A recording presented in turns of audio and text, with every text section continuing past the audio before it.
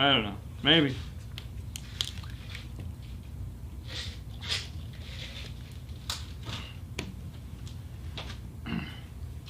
Yep, there we go. No, it's not. It's black. Why is it black? Oh, it's coming. It's coming. Oh, There we go. All right. Sorry about that, guys. Beef. They should do monthly giveaways. No, we shouldn't. We've tried that. It's a nightmare. It's a nightmare. I mean, maybe next year. Maybe next year. Come on, Fernando. What's going on? You guys going live or not?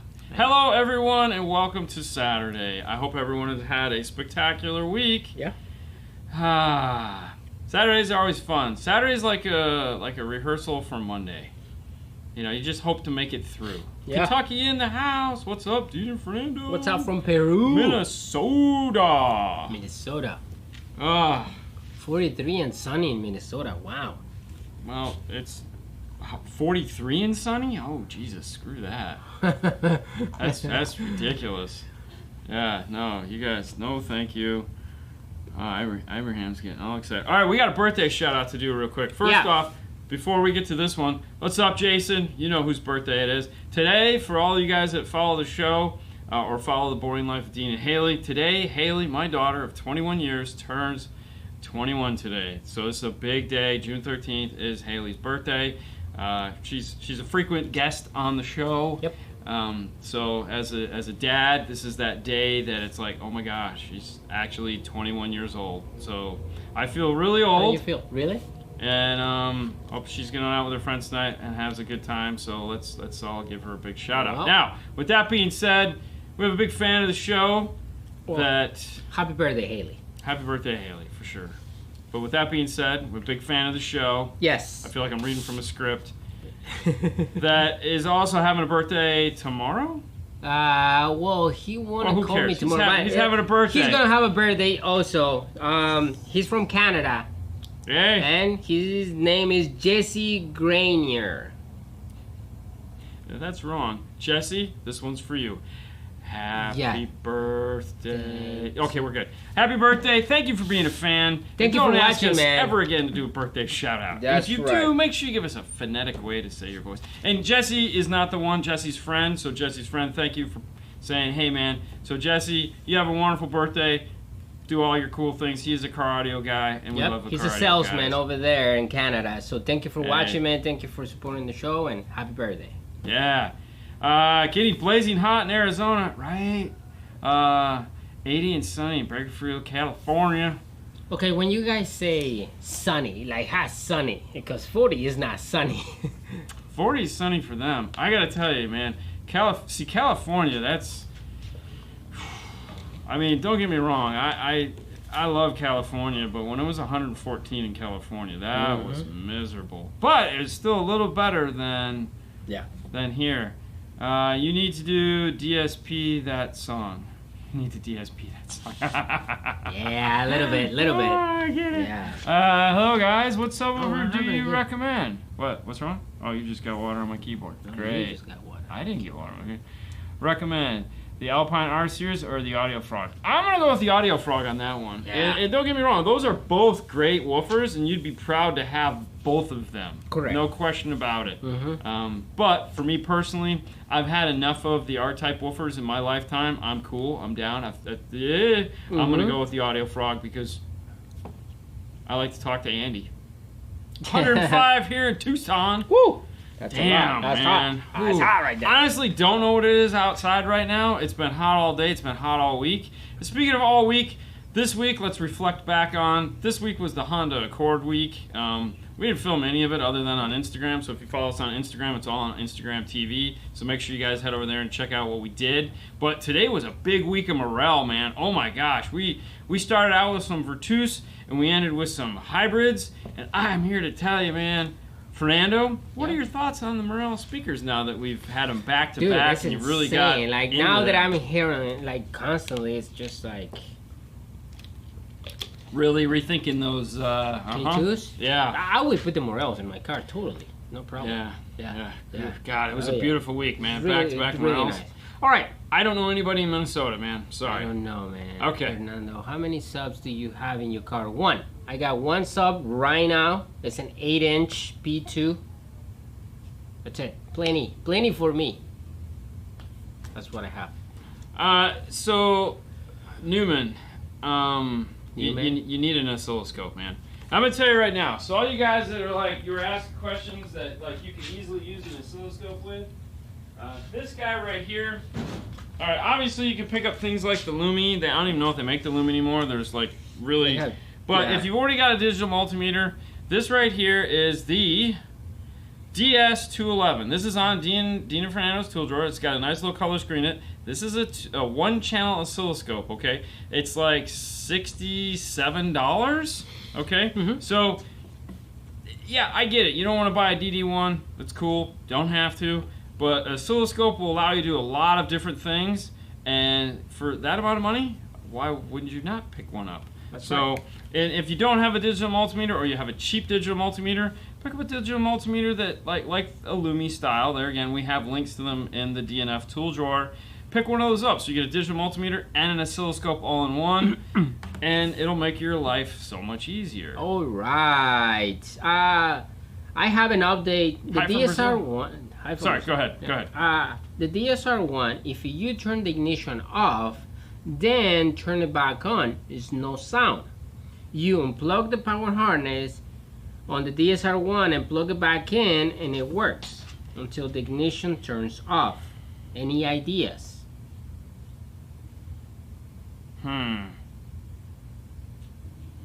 So, all right. So the audio turns off. We don't necessarily know. Okay. So first off, how is it connected? Okay. So what card it is? Meaning, is it through AR, or is it through just high level, low level? So that would be the first thing I'd have to know. Because if it's like through AR, there might be a communication error between the car and the radio, in which case I'd be calling iData and I'd be asking them. And then they'd be asking me, have I done all 3 software updates on it? Now, if it's through high level and low level, then I'd be saying, hey, did you do your updates on them? Meaning, did you flash it to the latest firmware from Rockford? Because there are, it's like when you buy it, it's out of date. And it could be way out of date depending on where you got it from. So something like that could be something as simple as a Rockford firmware update. But every DSR1 that comes out of the box immediately has to have 2 software updates. One on the iData web browser thingy that you get from iData. You have to do the Bluetooth update on it. Secondly is the Rockford update. The third update would be if you're going to use it as an AR, so that would be the third update, which has to be done. So if all 3 of those updates are done, then I would be like, okay, are we sure it's the DSR1 that's cutting off and not the amplifiers? I understand you unplug it back in, and it works. So I would take my digital multimeter, and I'd set it to AC. I'd play like pink noise, and I would go to the outputs of the DSR1 and see what's going on. So like play it before I turn the car off and see what the voltage is. It'll just be some little high fluctuating number. Turn it off, somewhere below 4 volts. And then turn it off, turn it on, and then, yeah, okay, so there is no sound definitely coming out of the DSR1. It's not me unplugging it, plugging it back in, and that's like resetting a remote turn-on section in one of the amplifiers or something like that. So check your updates, then check the voltage outputs. If you have issues, like if it's an AR installation, call iData. If it's just a regular standalone DSR Rockford style installation, call Rockford. But that hopefully will give you something. What's up from Hawaii? I so was going to go there and I'm not now. It sucks. Sorry. I had my DM810 fixed by Audison show. They replaced a bunch of caps. Really impressed. If you saw the video, like they do all that stuff in-house by hand, man. It's a lot of fun. All right. How do you guys screw ring terminals to the new Chevy? Do you make holes or you use a 10mm bolt? If you use a 10mm bolt, do you have some I can see? Do you screw ring terminals? Ring terminals. Are they talking about the ugly, like the old, not the new Chevys, but the like in between Chevy cars that just have like the piece of metal, maybe that have like the bolt that you tighten up that's got the V bottom on it that just kind of like pushes the thing over. Yeah.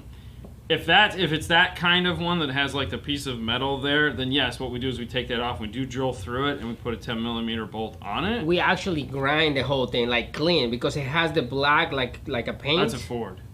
You're thinking of a Ford. That's right. I'm thinking of the V-cut bolts on the Chevys. You know, that have the metal one that as you tighten up the bolt, it pulls the arm over, Yes, which locks it into place. okay, yeah. So like the cars. Yep. And then they have that long piece of metal, or like it's like a 45. Yep. You know, and then we'll drill through that, put a 10mm bolt on it. Yes. Yeah. Yeah. So that's typically what we do in those. I don't like. Yeah. All right. 2007 Dodge Ram. Yeah, you're not going to. Yeah, no, you're not. Sorry, Jason. All right, 2017 Dodge Ram. Will I still have to cut the back of the dash for a short chassis? That's funny, Robert. If you so, it's better just... Okay, 2017 Dodge Ram, will I still have to cut the dash if I use a short chassis radio? No, you won't.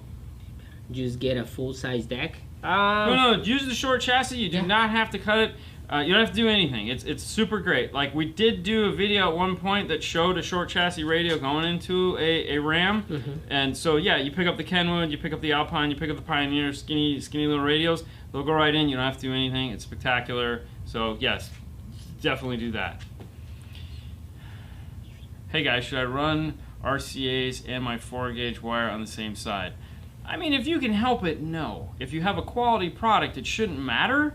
But if you can help it, definitely go down, you know, like when you go underneath the seat, sometimes we'll go up the center console. If you don't have an option, there's like, if it's like the last resort, it's not the end of the world. Right. Trust me, this is something I was thinking about the other day when we were doing the RCAs on Monday, and everyone's talking about RCAs, and it's like, okay, listen, the power wire for your amplifier is not the only wire that makes noise in your car. Correct. Okay?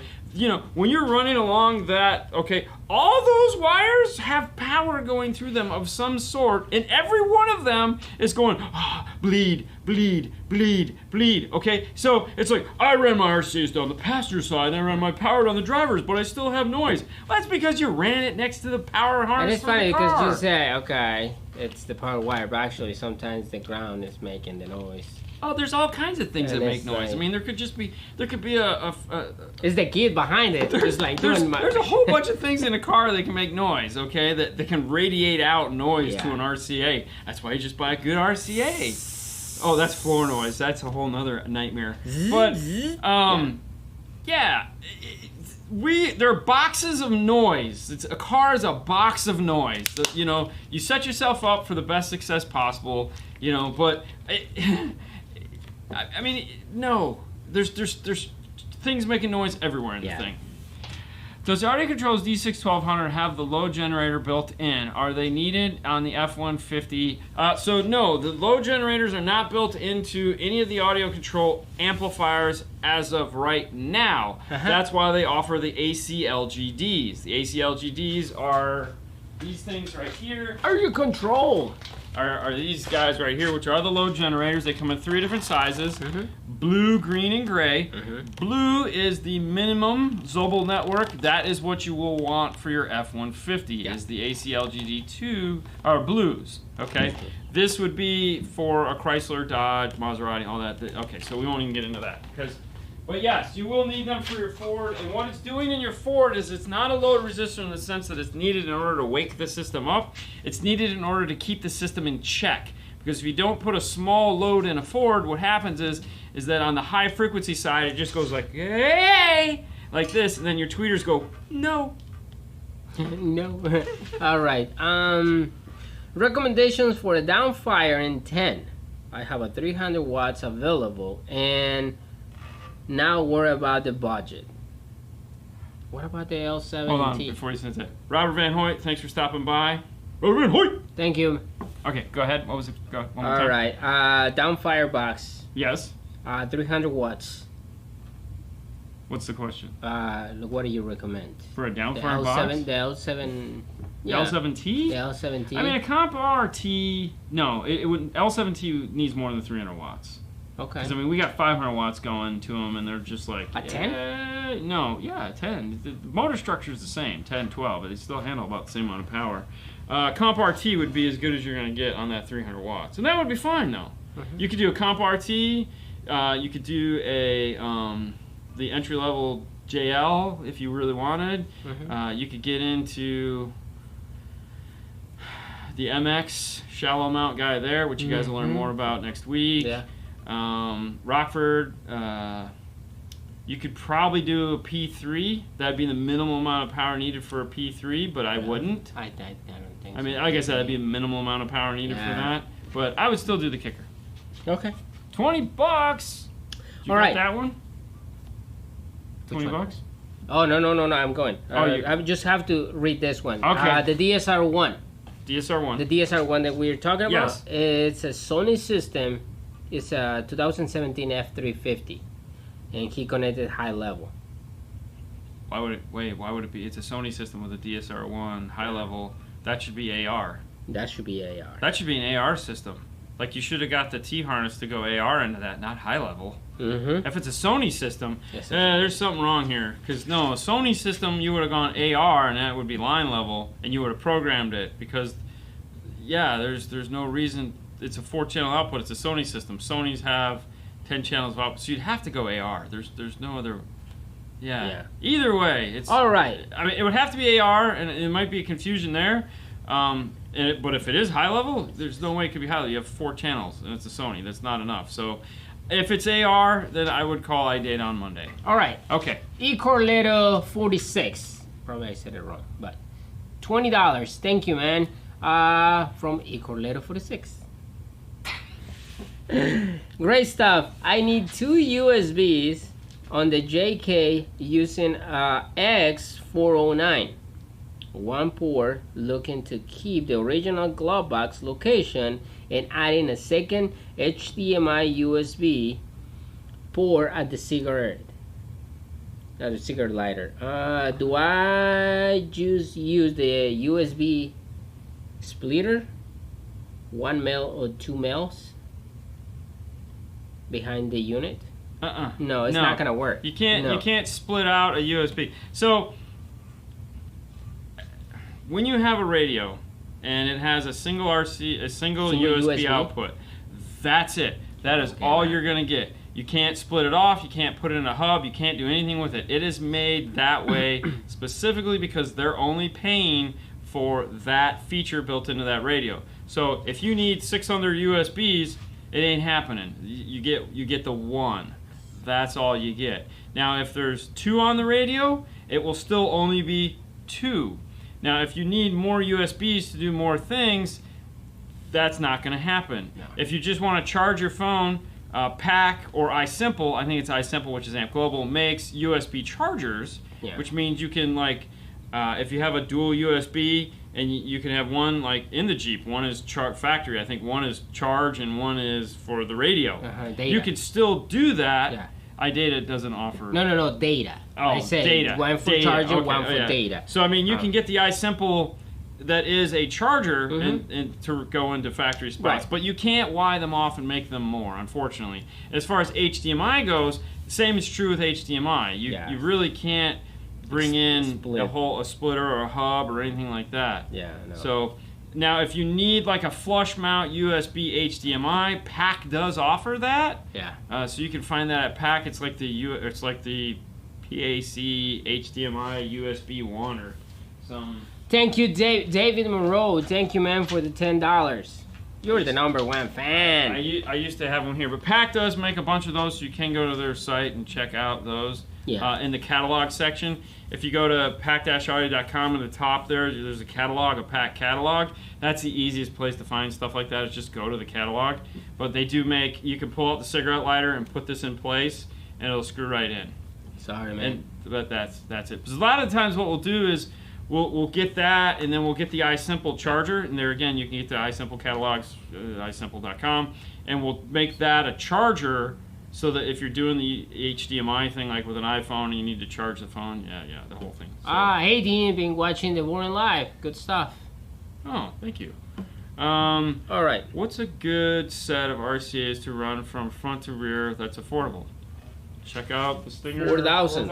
4000. So this is what we use 90% of the time, if not more, the Stinger 4000s. They come in 6, 12, or 1.5, 3, 6, 12, 17, and then they come in 4-channel and 6-channel modes from 12, 17, and 20 footers. So this is what we use, and they're very affordable. They're very affordable. They're very affordably. Hey guys, does the Class D amplifier sound like Class AB to full range speaker currently, or not yet? Hi from Brazil. So if you get a really high quality Class AB amplifier, most people will not be able to tell a difference between that and a Class AB amplifier of equal quality. There's plenty of amplifiers out there that are AB amplifiers, that are affordable AB amplifiers. What's up, Brian? Don't really actually sound that good. They're just AB amplifiers because it's old technology and it's cheap to buy. So like, there's a brand that makes like skinny little amplifiers, and they make AB, and they're really long, and they're just old tech that they can buy inexpensive and put their name on. Those don't sound that good. They never did. You put an AB class, you put like let's say an Audio Class D amplifier up against that, it'll spank it every way from Sunday. Like it doesn't even exist. However, if you get a really high-end Class AB amplifier and compare that to a Class D amplifier, and you put a blindfold on, if you know what you're listening for, you will probably be able to hear a difference. So, you know, like Audio Control makes Class D amplifiers. Yeah. They sound phenomenal. I'm sorry, not Scar. I was going to say Arc. Letters. Arc makes an exceptional high-end Class D amplifier. They also make an AB amplifier. So, you know, Rockford makes Class D, they make Class AB. They make a very expensive 4-channel AB amplifier. So, you know, when you're comparing apples with apples, you might be able to hear a difference. You might not. Most people don't even know what you're listening for. Plus, the other thing you got to keep in mind about car audio, this is the one thing you got to keep in mind about car audio. Unless you're sitting in a parking lot listening to your stereo, what are you doing? You're driving. You're going 60 miles an hour down the road, blaring your stereo. Do you really think you're going to be able to tell the difference between A, B, and D? Or GH, for that matter? Probably not. But don't get me wrong. We all have to sleep at night, and these are the things that keep us awake. I'm not joking. I'm serious. I know these are the things that plague us. Go ahead. All right, so the subwoofer that I have in the shelf, it's the T1. It's a 4 ohm, right? Yeah, it's a 10W something 4. It's just a T110. T110. I mean, yeah. No, that was Jason. Yeah. Quick question. Why do my speakers make a popping noise when my head unit turns on or I change sources? There's something wrong with the ground plane in the car, or you have a speaker basket somewhere that's shorting out. But that's what it is. If you pop, pop, pop, there's something wrong with the ground plane in the radio. So you might want to pull it out and check resistance between the chassis of the radio and the ground plane of the car. Not the wire. Just check that. JP Rock 73, thank you, man, for the $9.99. Woo! JL Wrangler Morel Hybrid, powered by the T1005 AD, the Rockford. Oh yeah. Good match. Morel Hybrid's powered by no. No, I hate that. The small one. Yeah, really? I don't like that one. No, that's why we never do that. I'm not a fan of that amplifier. I mean, if we're gonna a hybrid's power, okay. The only situation that would work in is if we're gonna do something active, and like we're gonna use channels 1 and 2 for tweeters, channel 3 and 4 for mid bass. Okay. If we're gonna go like a hybrid system, like we just did, where we're gonna put, pardon me, channel 1 and 2 on the front, channel 3 and 4 on the back. So you want more power. I don't like that amplifier. I feel like that amplifier just has a really hard time. Now, if I went with the T404 and it's 750.1 or 500.1, separating the two power supplies, I think you're a better thing. That would work. Like if we got to go Rockford T-Series amplifiers for size, performance, and like where I want to hide them, break the amplifiers apart. That 5-channel, it's really not a monster of a 5-channel amp. I mean, if you're like Rockford and you want to go Rockford 5-channel, maybe check out the Punch Big 1005. That one's got some big cojones.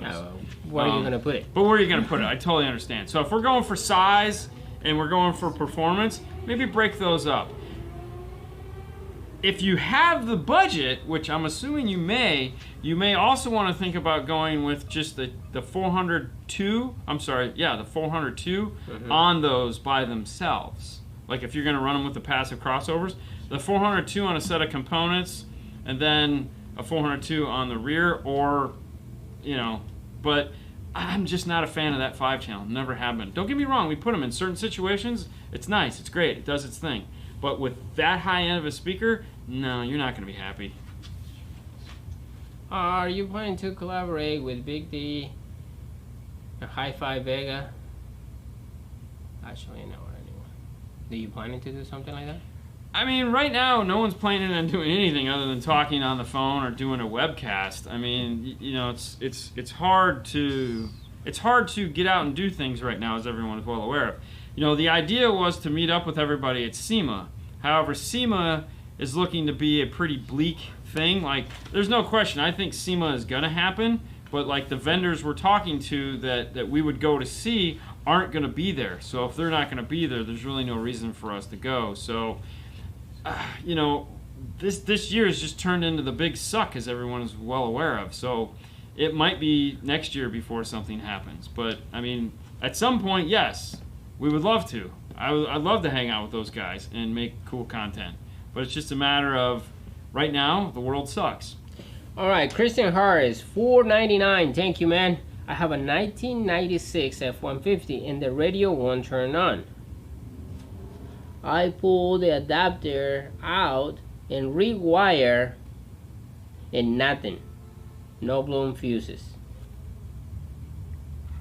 Wow. Well, all right.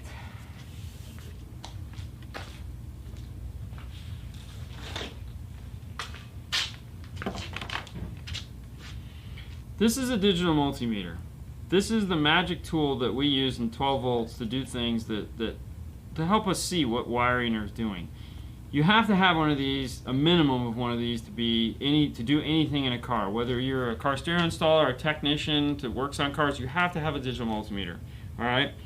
What you first have to check, like a 30-year veteran of car audio cannot sit in the front seat of a car and look at a radio and tell you what is wrong with it. I can guess, which is what we do, but I can't tell you. I can't look at a wire. I can't look at a fuse that's in a case. There's a lot. I can't.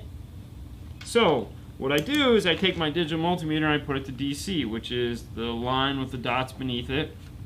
Put it to that. And I take my two probes. One is power, one is ground.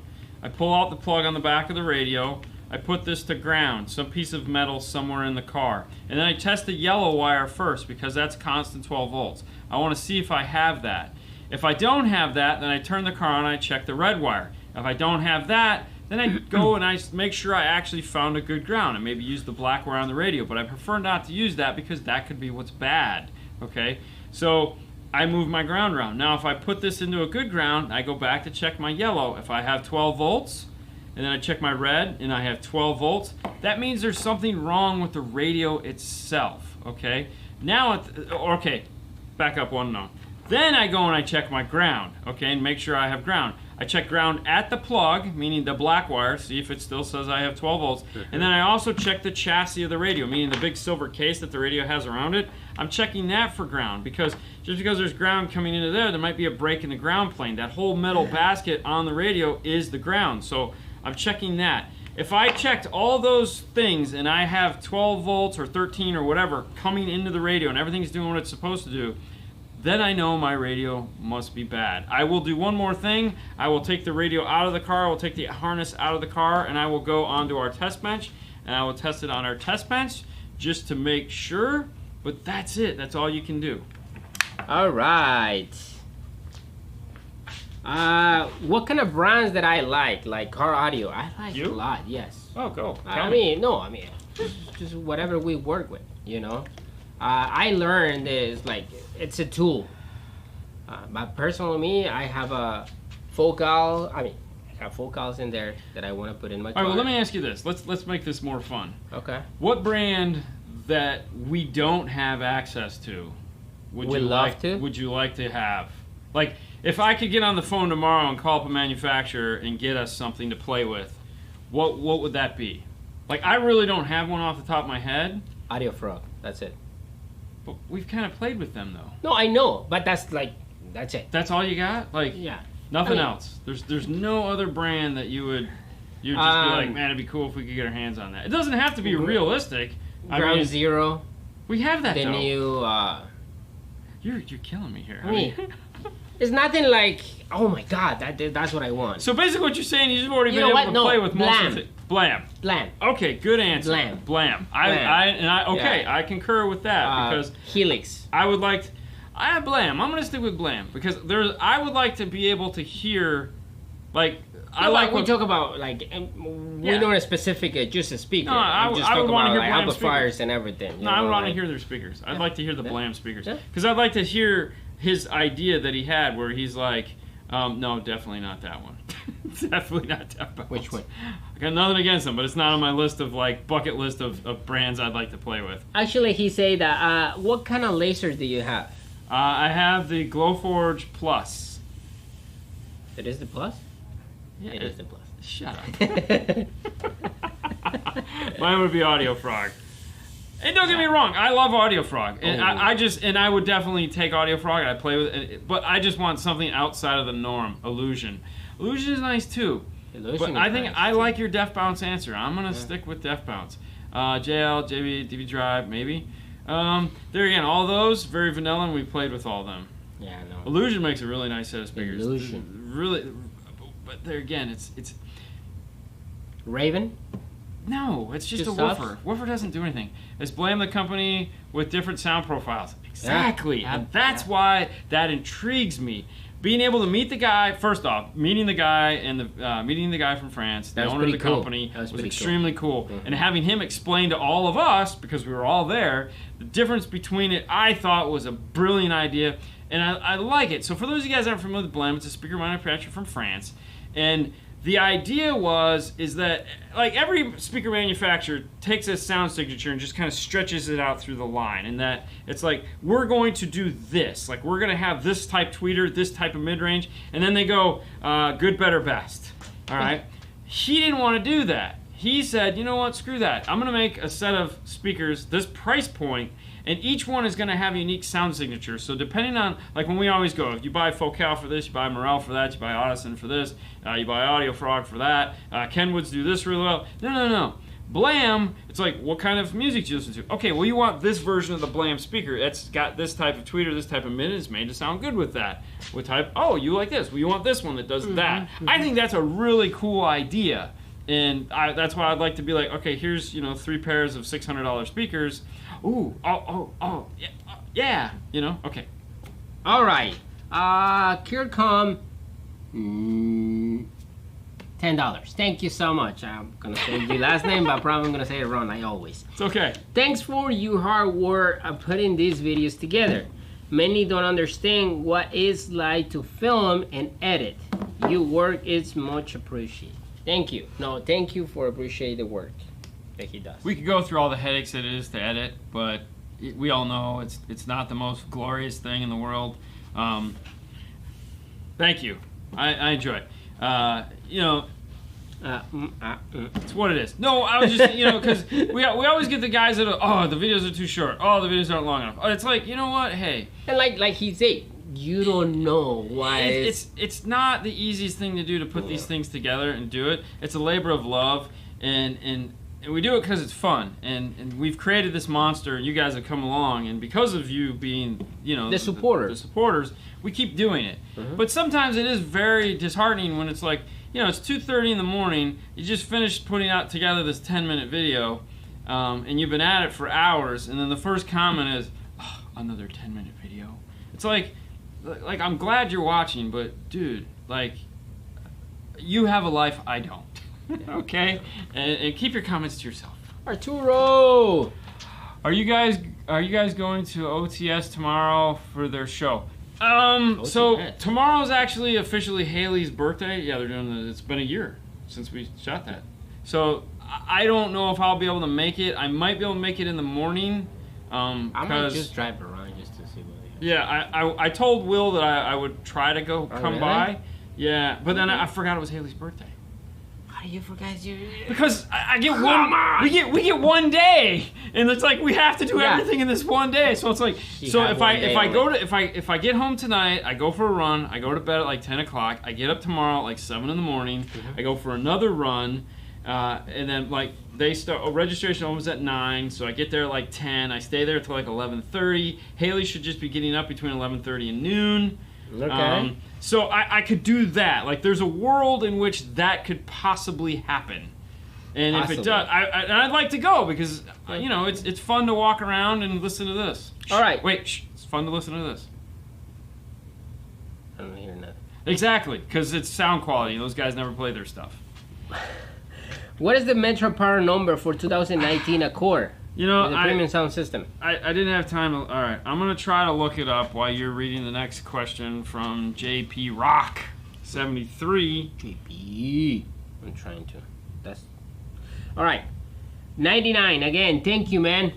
Appreciate the love. JL Wrangler, what amplifier will you pick for the Morel hybrids? 4-inch components up front and 6.5 in the back.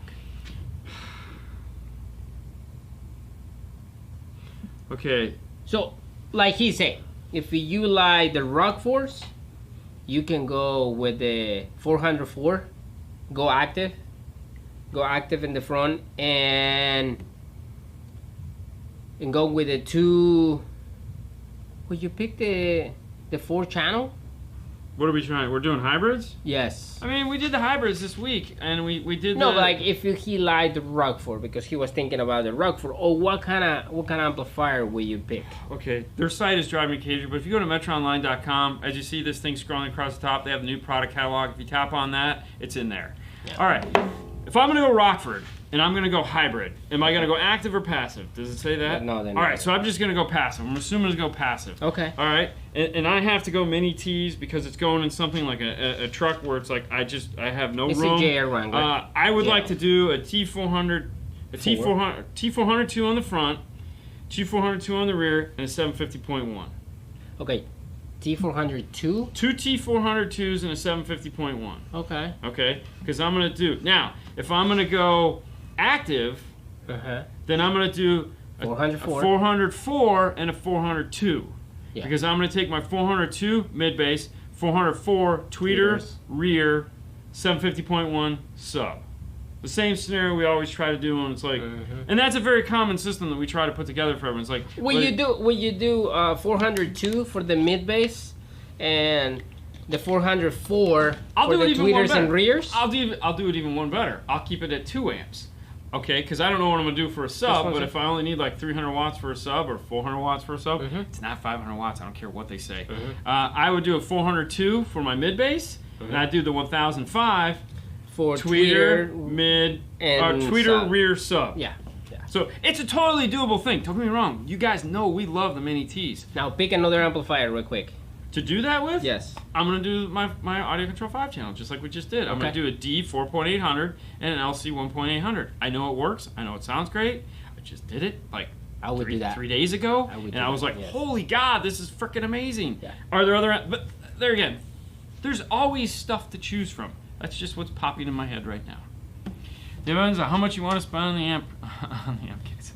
I need a speaker suggestion for Audison. Oh, so the last Audison 5.1 we did, because of size, we went with the Voce tweeter, and we went with the Thesis mid bass, and that was like freaking awesome. Now, if you don't want to go with Audison speakers, there again, we talked about Audio Frog. Check out some GBs. We'll be talking about Morel a lot. Check out the not the Altimos. Is it the Altimos?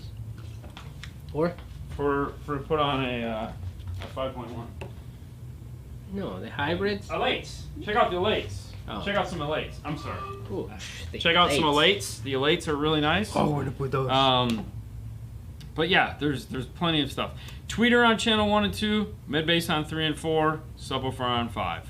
All right, hey guys, good to see you. I have a G35. Thank you. Okay, so the part number for the Honda Accord is the AX DSPX HN3, which Thank you. makes total sense. Because yes, thank you. Still waiting for the 5-channel amplifier. Everyone is waiting for that. For what? For the 5-channel amplifier. So we did talk about that this week. Yeah, we did. We still waiting. We got an update. Oh, we're still waiting. But we'll okay. Beep beep. All right. We don't want to jinx it, but there may be some ray of sunshine in that one soon-ish. Not soon enough to like hold out, but soonish. So we'll just leave it at that. All right. Hey guys, good to see you. I have a G35 with a blown rear 6x9s. What will be a good option for the replacement while still running the factory setup? It's a Bose system. So the G35 6x9s are subwoofers, so they're made to play subwoofer. Personally, I would. There's really not a good 6x9 subwoofer to put back there. I get it, you know, but what I would do, if it were me and you came into me, I'd be like, okay, listen, they're blown for a reason. The car's old, I get it, but you want more bass than what they have. I would sell you something like an LC2i, or, yeah, I'd tell you just like go LC2i, and then, because you got 20 volts, so 40 volts, so I'd say LC2i, and I'd immediately go into some form of a subwoofer. Now you could do something like a Rockford P312 amplified little guy like this one over here that's in this underneath the Stinger box, something like that back there. Or I would just like maybe sell you into a Kicker Key 501 that has 40 volts of input as well, and go off to some form of a subwoofer. But I wouldn't worry about replacing those 6x9s. I would go directly off of those into some kind of a actual subwoofer. I would take them out of the rear deck so that whatever I put in the trunk can blow through those into the car, but I wouldn't try to replace them. You're never gonna get that. Those things actually sound really good, so if you like them that much, order the factory ones. Go buy the because nothing is gonna sound like those. They're made to match. In lieu of that, do what I said. JR Alcaraz, $14.99. Thank you, man. Wow. Went with a 5-channel amplifier. When with active up front, I want to put the rear fill. How would I do that?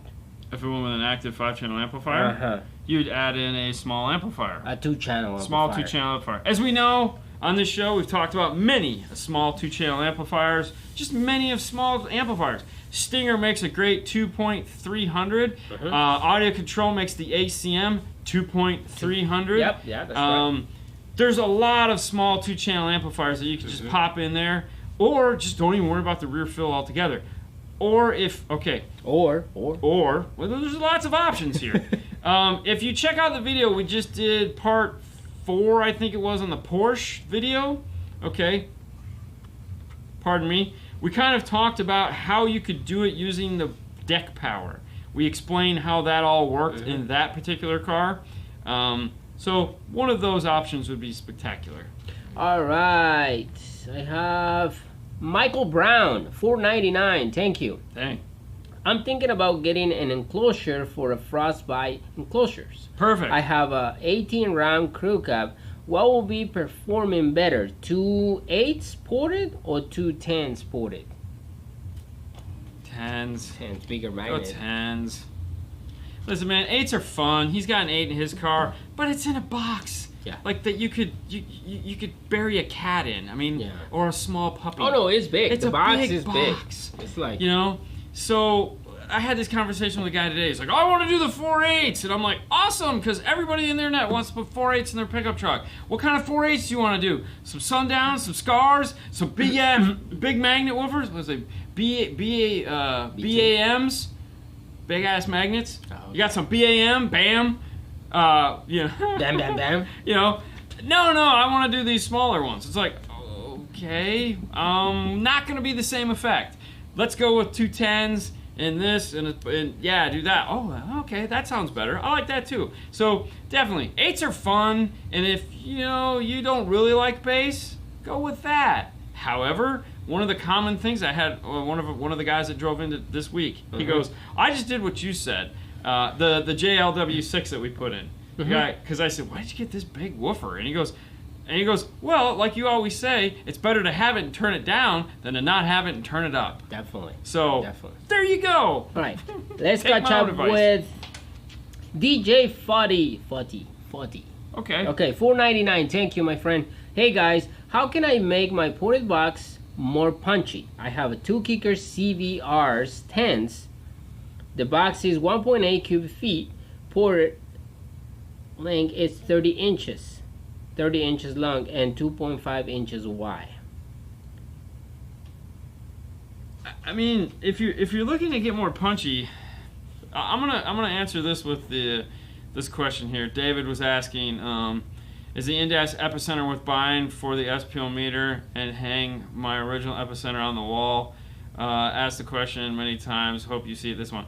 Okay, so the SPL meter in the epicenter, it's a toy. Let's be honest, it's a toy. It's not going to be like super accurate, but it's not bad. It's neat. So I mean, it's good up to a point. If you're hitting up into the high, like 50s, or if you're hitting into the 50s, it's not going to be accurate at all. But if you're like below 130 or in that 140 range, yeah, it'll work cool. But get an epicenter. If you want punchy bass and you want it to, there's only so much you can do with the box. There's only so much you can do with the characteristics of the woofer. The simple solution to this is just do it with tune. So changing the box as a seal box is not gonna change? No, a seal box is gonna be more, not boom. It's gonna be more dry, more hammer. Yeah, you'll lose volume, but you'll get more range. Okay, but not necessarily the range you want. So I mean, personally, let's add after. If you're a kicker fan, buy any one of the KX amplifiers. They have aftershock built into it. Basically, epicenter, harmonic restoration device. Q-class amplifier. There again, harmonic restoration. And you can literally sit in the car, just like the JL that we did, and we're sitting in the car, and I was like, watch this. And we're playing some of that, and it went dum dum dum. Go away. And he goes, oh my God, that is so cool. And I was like, exactly. So it doesn't always have to be hard. Okay. All right. Aniel Bomb, $1.99. Thank you, my friend. GTO 609C. Any good for 50 and rear G?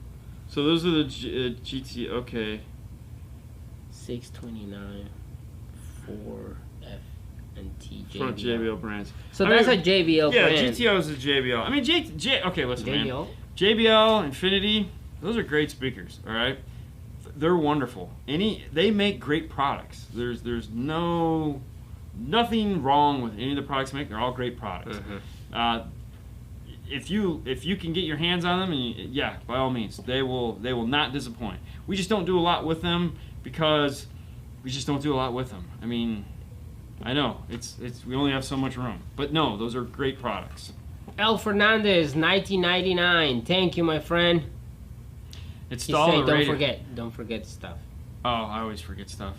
Install the radio on my 2000 Toyota pickup and lost my dash lights. 1990 Toyota pickup is going to have an illumination wire that's part of the radio. So that's the orange-white wire or the orange wire in the harness. My guess is that wire is, a lot of people don't cap off their wires when they put wiring into the dash, or they tape them off. Either way, if that wire were to tap any sort of metal while the car is on, it will blow the illumination fuse. So the first place I would do is pull the radio back out, make sure that orange-white wire isn't touching anything, and also go into the fuse box and see if the illumination fuse is blown. There will be an illumination fuse. The other thing too that happens every now and then, which is truly crazy, is those had an old roller that controlled the brightness and dimness of the dash. Sometimes when you're putting a radio on, I don't know how it happens, gremlins maybe, they come over and they go like this and roll it down. And then you're like, I have no dash lights. And then you walk up and go, I have dash lights. So those are the two things I would check. All right. This is a good one. Yes, if you hook up the illumination wire incorrectly, it blows the fuse. All right. Can you help me decide between the audio control LC 1.800 or the 750.1? Really? Yes, it's crazy. That is like... Okay, I'm a matchies kind of guy, all right? Meaning, like, okay, I love both those amplifiers. Yeah. I love both those amplifiers a whole bunch. You know, if, like, one of the things that, like, when Rockford comes to us and goes, hey, guys, what would you like? I want a 750.1. Yeah. You know, audio control, I want an LC 1.800. Could you give me one, please? Just, like, hand it over. Slow down, killer. They're very similar in power. They're very different when you're hooking them up to a high-level situation. So, like, if I have to go high level into a car, I much prefer to have that LC 1.800 because that's AccuBase, takes 40 volts of input. It's kind of sweet. However, I also can put an LC2i on the front of a 750.1, which we have done, if I'm going into something where like, for example, we did 2 back-to-back Land Rovers. One was a Range Rover, one was an LR3, where it was like we were going a Q-Class, 12-inch factory box, and we needed that 900 watts of power, and it was like, yeah, the LC 1.800 would have been perfect for it, but it wasn't going to fit anywhere. So it was like, we went with the 750.1 because of function. You know, when you have 2 great products, it comes down to some of the silliest shit. Function. Like I could take that 750.1 and, like, I literally built a panel that had an LC2i and a 750.1, and it tucked into the back corner of the car. And it was great. It went right in there. Perfect. Okay. The other one, it was like we took out the factory sub, we made a panel, LC2i, 750.1. Because the 750.1 doesn't take 20 volts of input like an LC2i or an L1.800. So, like, we look at the T-Series amplifiers as tools, meaning it's like, okay, what are we going to do here? Where's it going to go? Do I have room for that? Because, like, my first amplifier is like an LC 1.800. It's like, what are we driving? How much power we need? Do we have room for an LC 1.800? No. Okay, what are we going to do then? That's right. So, I hope that helps. All right. 2016 Tacoma. Need to replace the focal tweeters from an Expert PS 165 set. Will the Kenwood Exelon KFC X2C that fits in the dash be a good candidate? Okay, so if you go to Orca, like the whale, orca.com or orcaonline.com, or just type Orca audio, whatever, there is actually they sell Focal speakers as parts. Okay, so like if you just need to get a set of tweeters, you can buy a set of Focal tweeters. You don't have to buy the whole set crossovers. You could just buy a random set. Like, for example, do you have your tweeters? So like when Fernando got his K2 tweeters, he got the full set. The full set of K2 tweeters with the smaller K2 tweeter. The customer that donated them to Fernando was like, I don't want those. I want the Mac Daddies. No problem. Called up Focal through Orca, which is the distributor, and we had them send us these guys, which are the bigger tweeters. The step up. So you can just buy the tweeters themselves. Yeah. And they'll just send you those. Now, if you really want to go with the they sound really good. They do sound really. Those would make really annoying headphones. The Kenwoods would be a good speaker to go in there. Yes, there's no quality. Yes, that would be a good upgrade. But if you want to keep your Focal, you can. Right. Bells, $10. Thank you, man. Hello from Georgia. Have you guys worked on a Mazda CX-3? What would you suggest for improving the sound? I'm looking to Focal ISS 165 in the front and coaxials in the back. So in the Mazda CX-3, if it doesn't have, those are great speakers, wonderful speakers. If it's non-Bose and non-premium sound, you may want to think about like going with those speakers, but also adding in something like a kicker key in there to really bring up the soundstage and make everything sound a little better, because that's going to be the simplest solution into that factory radio to get you an EQ DSP signal out. You can run it 2 different ways. You can leave the rear speakers off of the radio and do the kicker key just on your front stage, or you can use the kicker key, which you can perfectly fine with those speakers, to run all 6 speakers off them, do front and rear. Both situations would sound really good, but I would definitely recommend some form of a power, and the kicker key 400 or 204 would be, unless you can find a deal on a 180.4, might be able to do that. But either way, I would recommend adding that into the situation. It'd be really nice. All right, pasta time, 36. Thank you for the $1, man. That's Italian. Pasta time, of course. Okay, I have this one. I'm trying to look. That was an OEM question. Right here. All Yeah. right. I have a pack OEM LOC. Yeah. It's a high level, low level adapter. When I do 40 hertz test on the DD1 Plus, it merely shows distortion, but on the Rockford doesn't show distortion. Any reason why? Yeah, because they're looking for two totally different things. They're not. The Rockford distortion detector and the DD1 are not designed to look at this. Okay, they're both looking for distortion, but they're looking for a different volume of distortion, or different level of distortion, different type of distortion. This was one of the things that we talked about when Eric was in.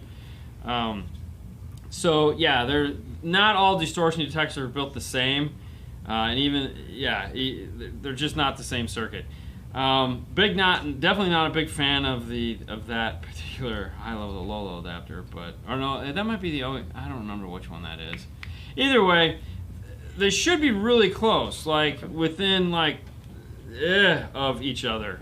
Or the only other thing that could be happening is that if it is the high level to OEM integration piece that I'm thinking of, the filtration that's adding in there is causing the Rockford to misrepresent. Yeah.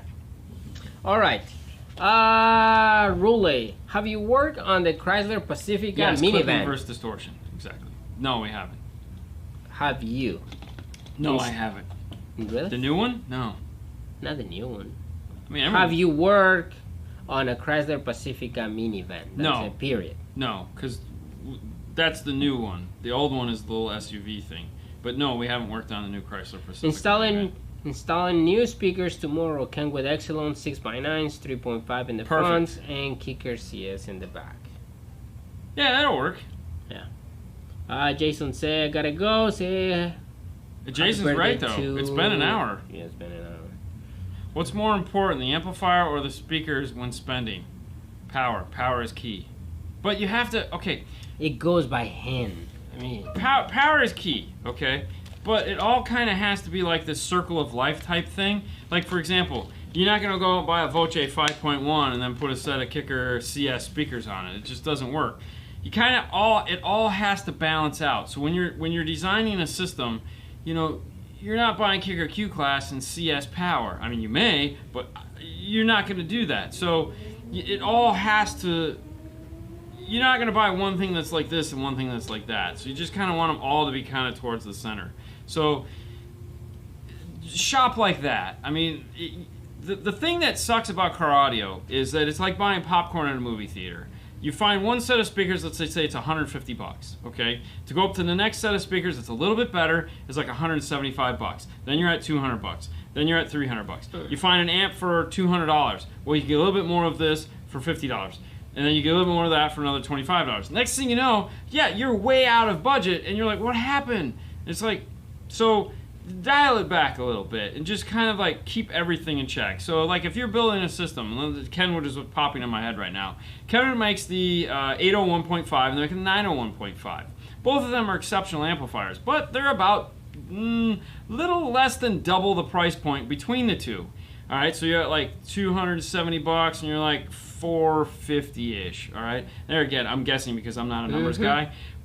And it's more power, and it's definitely a better amplifier. However, dial it back. What kind of speakers are we going to do? Oh, we're just going to do some Kenwood Exelon speakers. We're not doing the high-end. Okay, so then that 801.5 is perfect for those. So everything kind of has to balance out. But power is always going to be my go-to. Like, you have to have power. You can't, like we said, you can't turn it. You got to have it to turn it down. You can't turn it up.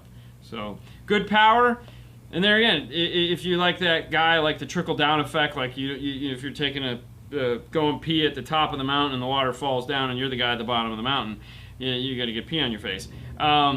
If you have crappy power and you have good speakers, well, you now have crappy speakers. All right. Last question. Last one. It's two more questions. Okay, hurry up. 2 more questions. Well. Brian want to know like $150 headphones, good headphones. Any idea?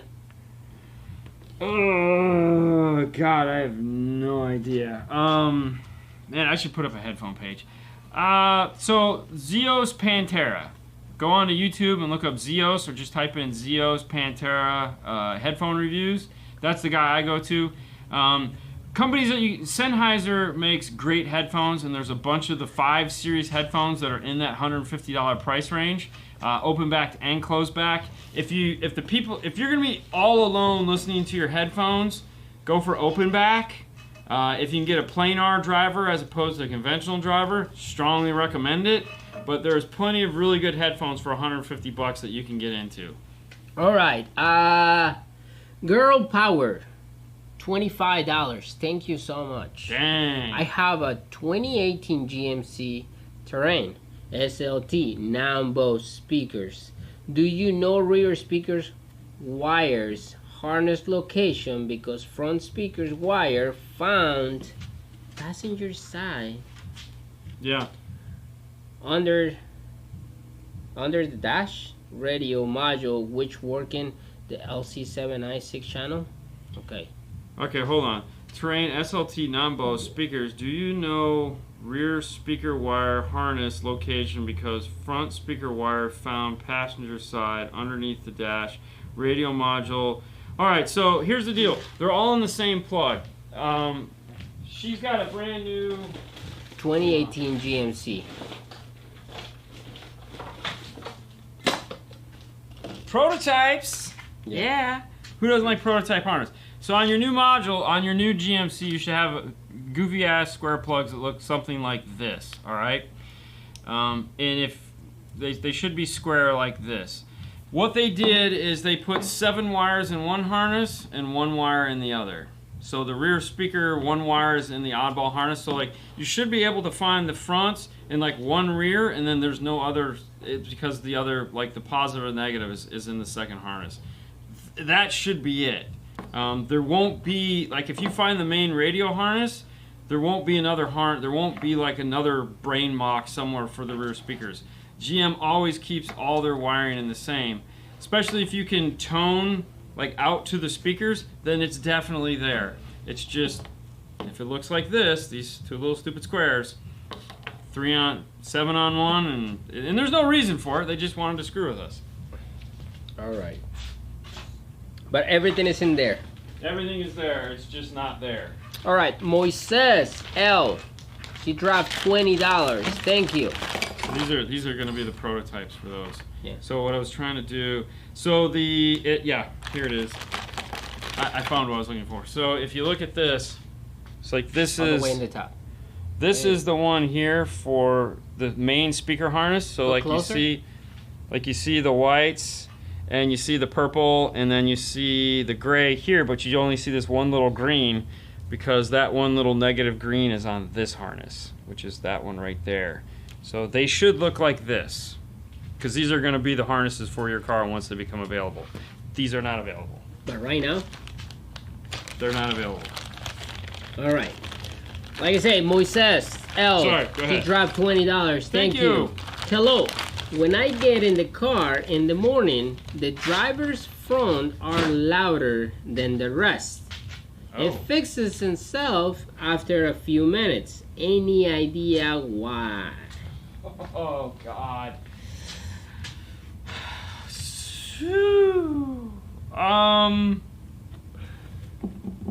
It could be a bunch of different things. It could be like there's something wrong with the amplifier, and all right, moisture content, figure out what's going on there.